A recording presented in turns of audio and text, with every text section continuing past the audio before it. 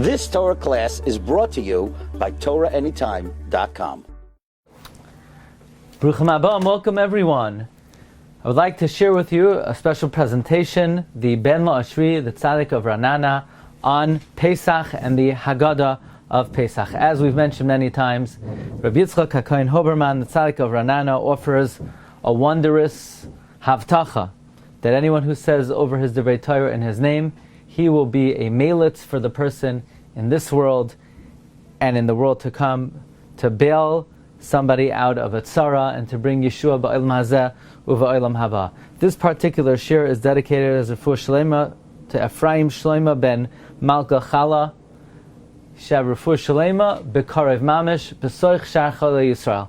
If anybody would like to get the Ben La'ashri sheets every week, you could sign up to our email list, go to the site rabbidg.com, and you could subscribe, and you will get every Erev Shabbos, Erev Yom Tif, the weekly Ben La'ashri, as well as the weekly Divrei Torah in English. Okay, so I want to share with you 5 Divrei Torah. The pasuk says, "Vayomer Hashem el Moshe v'Aharon, zois chukas haPesach kol benecha lo yechaba." This is the law of the Pesach. Any foreigner cannot eat it. And the Ben La'ashri asks, why is this a chukah? How is it a chukah? It's not a chayk. The Torah already said a tameh cannot eat kodshim, and a akum already has the status of a tameh. And the Ben La'ashri explains, based on a famous story that Rav Nachman of Breslov would say over, that in a particular city there were 2 aniyim, one was a Jew and one was a guy, and they were hungry, especially Erev Pesach. People don't usually have guests. You can't eat too much anyway. Chametz, you have to eat early in the morning, and then matzah you can't eat Erev Pesach. And the aniyim are particularly hungry on Erev Pesach. And the Jewish ani says to the guy, "Listen, you stick around with me. I'll tell you what to do. You'll make believe you're a Jew, and tonight you're going to have the Suda of your life." So he said, "Great, no problem." So they go to davening, and it's a long davening, and then there's a Hallel, and the guy is starving. He never sat through such long services, and he figures they're going to have such a scrumptious meal after all. The house smells really good, and the first thing they do is they give him a big cup of wine to drink, and the Gentile's looking, he's like, he's murmuring on an empty stomach to drink so much wine.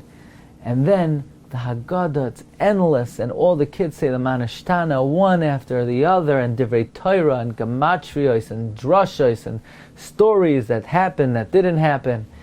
And the guy is going out of his mind, and then finally they give him another cup of wine, and he says, what's wrong with these people? And the Jew tries to kick him under the table, be quiet, just have patience. And the kids are looking at him, is this a Jew? He's never been to a Seder before? And finally they wash, and the guy figures, okay, now it's mealtime, and they give him matzah. The guy says, well, what's this cardboard? And they're trying to keep him quiet. And then they give him the maror, and the guy is so hungry, he grabs half the maror and he eats it in one shot, and his face turns red, there's smoke coming out of his nose and out of his ears. And the guy got so upset, he just ran out, and he missed the whole meal. Says the Ben La'ashri, this is basically the question of the Chacham. Ma ha'edos, which the Mefarshim say is, the whole Yom Tov is for the Karm Pesach, so why do you eat the Karm Pesach last? And the answer is, that's the same kasha that the guy in Rav Nachman's story asked. And the answer is, you know why? Zois chukas ha-Pesach. You know what the mystery of the Karm Pesach is? You know what the reason is why you eat it last? So kol benecha lo yechaval, so no Gentile will ever join you in such a meal, because they would never have the patience until it comes around. And that's really the story of life in general, and that is patience until the payoff in the end with the coming of Mashiach and Olam Haba. Okay, we move on to the next offering. This is very interesting. Amar Rav Elazar ben Azariah, Harei ani kven 70 shana v'lo zachisi she'teyamar yitzis Mitzrayim ba'leilos. The Ben La'ashri has a fantastic observation. You know, Rav Elazar ben Azariah got an endorsement from heaven to be appointed as the Nasi. And Ben Zoima, and that's why his hair turned white. On the other hand, Ben Zoima never had smicha. But nevertheless, the sages, They only value content. They don't value any signs from heaven. And they don't look at anyone's credentials. They didn't care that Rabbi Elazar ben Azariah had a haskama from Shamayim. Nevertheless, they didn't pay attention to his psak that you mentioned in Yitzchak Abaleos until Ben Zoyma brought scriptural proof. They followed Ben Zoyma, even though he wasn't an official rabbi. But they don't, the Chachmei Yisrael, they don't make a big deal. He is a rabbi, he's not a rabbi, he has white hair, he doesn't have white hair. It's about the content. If he has good content, we'll pay attention to Ben Zoyma. If he doesn't have good content, they would not listen to Rabbi Elazar ben Azariah. Now, in another piece, the Ben Ashri says, why did Rabbi Elazar show such honor to Ben Zoyma? Because Rabbi Elazar was appointed as a Nasi, and he didn't want anyone to ever think that he was taking kavod from the Torah. So he honored Ben Zoyma as a darshan to show other people that the reason why he gets kavod is because he's a good darshan. And the proof is, Ben Zoyma is a good darshan, so I honor him. Similar to, Rabbi honored the wealthy. Why did Rabbi honor the wealthy? Because Rabbi didn't want to take honor from the Torah. So he honored the wealthy to indicate, you know why people honor me? Rabbi would say, because I'm wealthy. That's why Rabbi would honor the Ashirim, and Rabbi Elazar ben Azariah honored the Baalei Drush, so that nobody should think that he's taking kavod for kavod HaTorah. No, just the opposite. He is honorable because he's a good Baal Darshan. Okay, offering number 4. V'yes amalenu elu habanim. Like it says, kol haben hayiloid hayaoira tashlichuhu v'chol habas techayun. And the question is, this is not understandable, because normally amalenu refers to gathering money. What did Hashem see? V'es amalenu, that we weren't able to toil to gather money? How is that children? And if it means that children help us gather money, then what does it have to do with v'chol habas techayun? And they let every girl stay alive. What's the meaning of this? So the Ben La'ashri explains as follows. Paroi understood with his kishuf that if a Gentile lives with a Bas Yisrael, the Vlad is a kosher Jew. Yeah, he's a kosher Jew halachically, but in the world, nobody would consider the child a Jew. B'dinei Shamayim, the kid is a Jew. But B'dinei Aretz is going to be a Mitzri.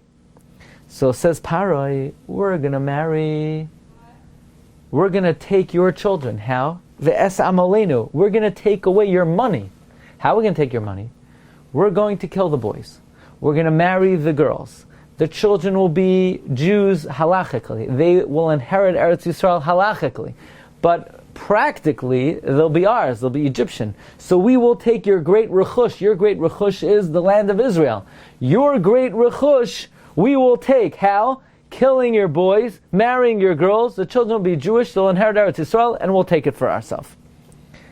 Or, the Ben La'ashri explains as follows. V'es amalenu elu habanim shenemar kol haben hayiloid hayaoira tashlichu v'chol habas techayon. Why bring in v'chol habas techayon? What amilus is there in this scenario? Says the Ben La'ashri that Chazal tell us that HaKadosh Baruch Hu feels that he's tired out, he's worn out when people speak Dvarim B'Telem. What does that mean? How does it tire out Hashem? Why does Hashem care? Like the Medrash says, you think Hashem really cares? If you shacht 50% of the simanim or 51%, it doesn't make a ramification on HaKadosh Baruch Hu. However, the Ben Roshi explains as follows. The fallacy of the belief of Mitzrayim, of Dar HaMabel and Dar HaFlaga, was they believed that God should give them, regardless of whether we do avodah or not. God created us. He should give us whether we deserve it or not, whether we're oived or not. That is called a bas. A bas is just one who accepts and receives, who is nishpa. He is affected by others, but is not active. A ben is someone who is mashpia, is active. Klal Yisrael believes that although HaKadosh Baruch Hu is a Baal Chesed, it is our obligation to do avodah to earn Hashem's Chesed. That notion is called ben, to be poyel, to be active, not just to be a recipient. The Mitzrayim wanted to kill the ben, kill the notion that you have to be mashpia, kill the notion that you have to be poyel, and v'chol habas techayun. They believe that all they need to do is be receptive. And therefore this was amel to God, because for God to give in a situation where He doesn't want to give, that's, so to speak, amelos. As the Ben La'ashri explains, that someone who gives against their will, it's called la'amal, for emptiness. And therefore, now we understand, the es amalenu, you know what the amelos was, you know what the emptiness of it was? Elu habanim. The fact that the Mitzrayim wanted to eradicate the notion that we have to be oived, and instead they aggrandized the notion that they could just receive without doing any avodah. So these are 5 beautiful offerings of the Ben La'ashri. If you'd like to receive it in print, please go to our site, rabbidg.com. It's available there. You could get it right there, or you could subscribe and it will come to your inbox. The learning should be Zechus Refuah Shalema to Ephraim Shlema ben Malka Chala. B'sorich Shachal Yisrael, wishing everyone a Chag Kosher v'Sameach. You've just experienced another Torah class brought to you by TorahAnytime.com.